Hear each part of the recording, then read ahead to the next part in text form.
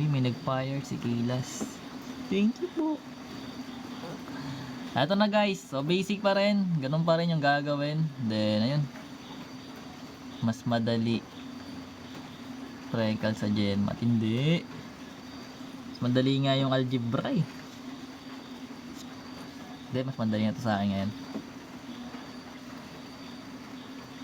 Sige. Tap dapat. Pag dapat mag 5k. Bahala kayo, ayaw nyo, di wag. Okay lang sa akin. So meron tayong center. Sagot. Dali na.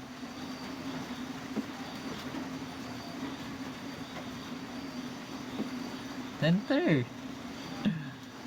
2 negative 1. That's correct. At least nagkakaintindihan tayo guys ha. Box na natin to. So yung a squared natin magiging 81. So basically yung a magiging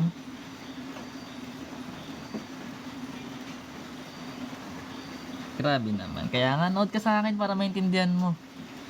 Stop ka muna sa ano, sa ginagawa mo.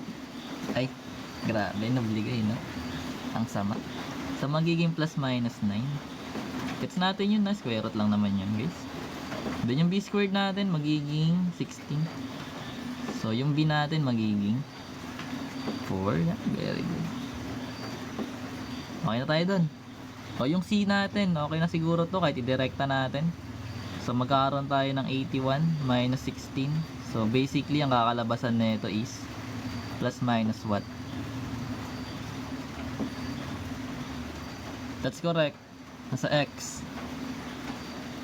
So yung 21 minus 16, ano ba yung sagot sa 81 minus 16? That is 65, di ba? 65 ba?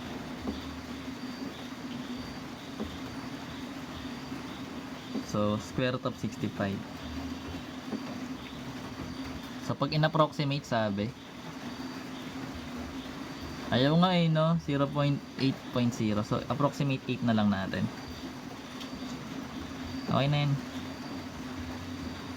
8. Approximate lang naman, 8.1.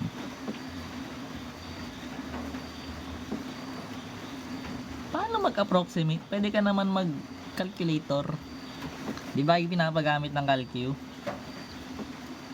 Ha? Ayaw nila i-like. Yan ko na nga to Sir AJ. Ayaw naman i-like.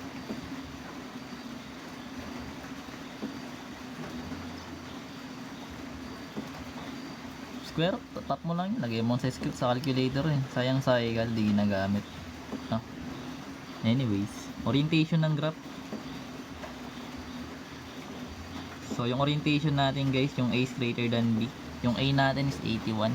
Malaki siya sa 16, under siya ng x. So horizontal. So ito yung kailangan natin guys. Ganoon lang naman yung ginagawa.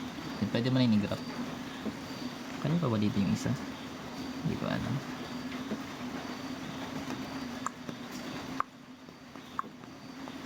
Graph natin. Graph ko ba hindi pa? Wait lang, tinatansya ko siya para di sayang yung papel eh. Magtansya. Dalawang example lang kaya nito.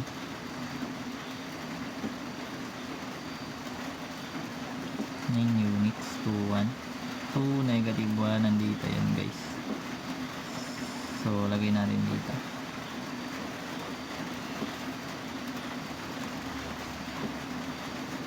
Okay na yan. Tapos yung center lalagay na lang, then yung AB, tapos yung orientation, then yung letter C, then yun na. So yung center, that is 2, negative 1. So 2 units. 1, 2. Then baba ka ng isa. Ito yung center. At marunong ka mag-plot. Kasi kung hindi ka marunong mag-plot ng points, kahit nakuha mo tong mga value ng A, B, and C mo, kung hindi ka marunong mag-plot, mamamali pa rin yung graph mo. May points ka dito sa A, B, and C. Hindi ka naman marunong mag-plot, edi mali ka sa graphing. Then from here guys, move ka lang ng di ba orientation ng graph mo horizontal, so ibig sabihin yung vertex mo yung A, so 9 units, so 1, 2, 3, 4, 5, 6, 7, 8, 9, ito yung magiging, ba't dito? Ito yung magiging points ng vertex 1. Then 9 units din sa kabila, so 1, 2, 3, 4, 5, 6, 7, 8, 9, nandito yung vertex 2. Then dito naman sa B, 4 units, so 1, 2, 3, 4, align mo lang yun. Then 4 units din sa baba, 1, 2, 3, 4. Then yung C natin 8.1, so align nyo na, collinear yun sa ano, sa vertex natin, so 6, 8 units. So kung 1, 2, 3, 4, 5, 6, 7, 8, so lagpas lang natin ng konti. Ito yung magiging focus 1.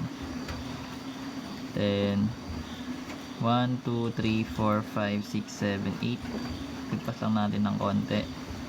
Then yung focus 2 natin. Gets yun? Gets yun na, kasi hindi na pwedeng ilagay natin sa 8 kasi nga may 0.1 pa siya. Hindi, okay na yan. Eh ba't nandito yung focus ko guys? Nandito dapat to guys. Hindi kayo nagsasabi ah. Nalilito na ako ah. Mali to guys. Ba't nandito nakalagay? Dapat nandito to sa C. Pantay dapat na ito. Dito kasi ng mga points ko eh. Dapat pala nilakihan ko. Ganyan, connect na lang natin to. Hindi kayo nagko-correct. Dapat pag nakangopya kayo guys, nakongorek kayo. Nahanap mo yung mali.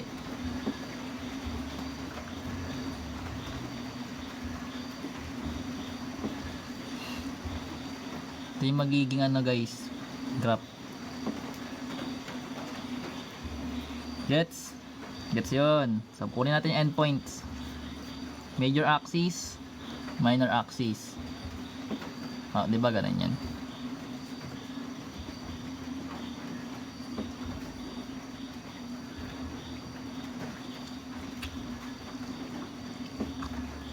Endpoints.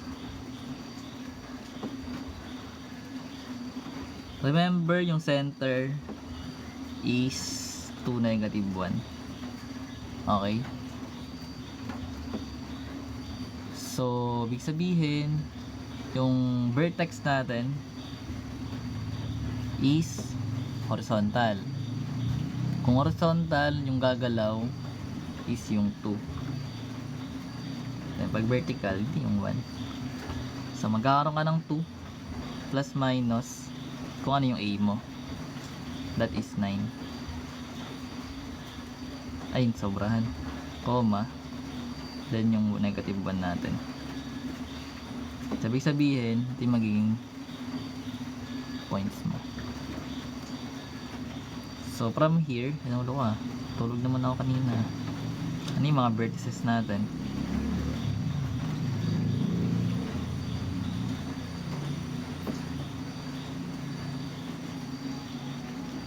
Ay, gets nyo ba?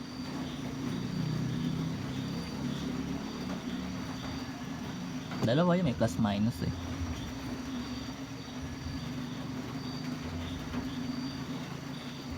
At marunong ka ng integers kasi papasok yun sa integers lagi. Kaya sabi ko nga guys, nahihirapan kayo sa fundamentals, meron tayo sa YT. Try nyo i-base kung gusto nyo. Then meron tayo -7 and -1. Gets yun ha, kasi sa left yung -7 natin. Then bumaba. Then para naman sa vertex, sa vertex natin. So gumagalaw yon vertically. Sabi sabihin, as is yung 2. Then yung -1 mo, magka plus minus ka. Kung ano yung B mo, that is 4. So which means, yung W1 tsaka W2 natin is what?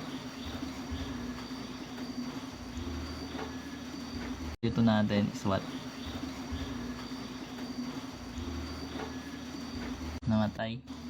Namatay si AJ. Namatay.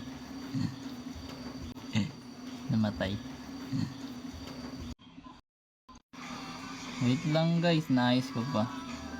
Flip, ano ba ito flip?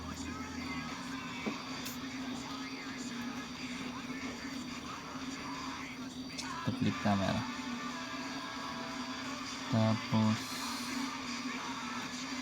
namamatay eh. Okay na, balik tayo. Sana wala nang iba. Pero ganito siya ginagawa.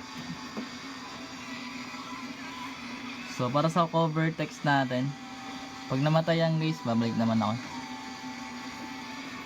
So yung magiging points na ito, okay na ba Sir AJ? Naririnig na ba? Rinig na ba ulit? Hello guys, naririnig niyo ba ako guys?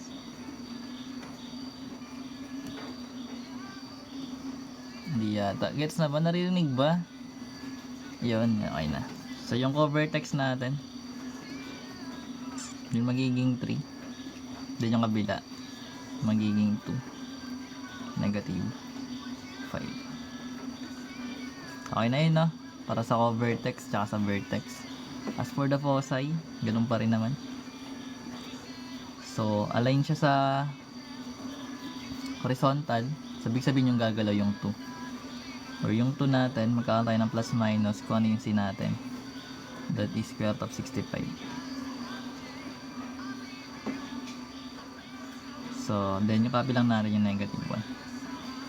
So, magkakaroon ka ng focus 1. That is 2 plus minus square root of 65.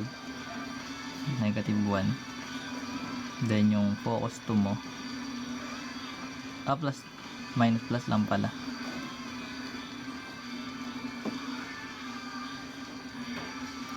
Yan. Gets yun. Para dyan. Diba?